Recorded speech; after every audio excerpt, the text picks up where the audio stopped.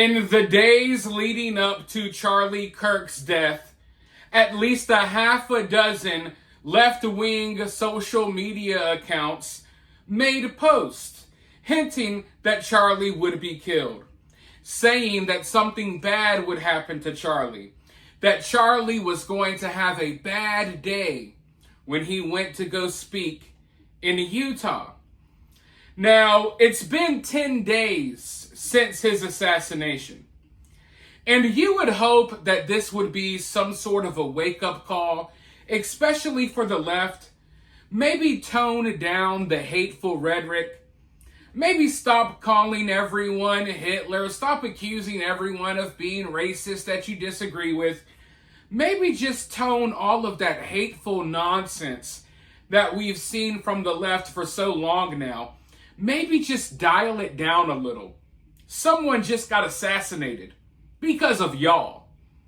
Well, instead of toning it down, 10 days out from Charlie's assassination, there are more threats popping up online towards other political figures. In fact, there's a threat that was posted today from Gavin Newsom's press room. This is not a threat from some random trans furry weirdo hiding behind a cartoon profile picture. Gavin Newsom's own press team they posted this post about Kristi Noem. And look, I'm not even a fan of Kristi Noem. I don't care much for her little photo ops that she does with ICE. I think it's kind of phony. I don't care much for her story about shooting her dog. I'm not a Kristi Noem fan. However, I'm also not a Gavin Newsom fan, and I'm just a decent person. Therefore, when I see someone threatening and calling for violence and stuff like that, I'm going to call it out. And that's exactly what Gavin Newsom's press team did today. You see, they posted this. Kristi Noem is going to have a bad day today. You're welcome, America. Now, if I were to have seen this 2 or 3 weeks ago, I wouldn't think much of it. If they posted something like this a few weeks ago, I don't think anyone would think it's a big deal.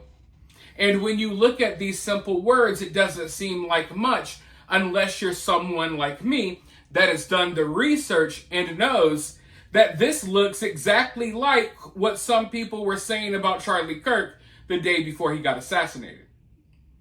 Like, the average person will see this and say it's no big deal. The average person will think that maybe I'm making something out of nothing here.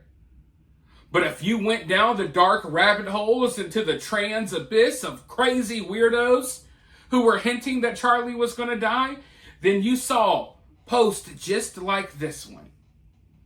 Now, is Gavin Newsom's press team, are they going to go out there and get Kristi Noem? I don't think so. But they put this out there knowing that they have radical, crazy weirdos that follow them. That the people who vote for them, not all, but the majority of them are, right? So they're inciting violence. They're trying to get someone to do something crazy. That's why they post stuff like this. And gone are the days where we can pretend otherwise. Because turning a blind eye to little things like this can get you killed or get someone else killed. A lot of people turned a blind eye towards these little weird threats towards Charlie and the day leading up to his assassination. Now they're taking it seriously. So when I see stuff like this, I take it seriously. And so do others, which is why Gavin Newsom's press team has now been referred to the Secret Service for a full threat assessment. So I think it's time that we start taking these threats from the left very seriously, because, they've shown that it's more than words. They're willing to take action. They're willing to shoot people in the neck right in front of their kids. There's no place, there's no limit that they will not go. Hell, today they found some guy impersonating a police officer that breached security out at State Farm Stadium in Arizona where they're having Charlie Kirk's memorial service tomorrow. So you can't put anything past these people. But for now, I want to hear from you guys down in the comments below. While you're down there, hit that thumbs up, hit that subscribe, ring that notification bell, and I'll talk to you all very soon in the next one.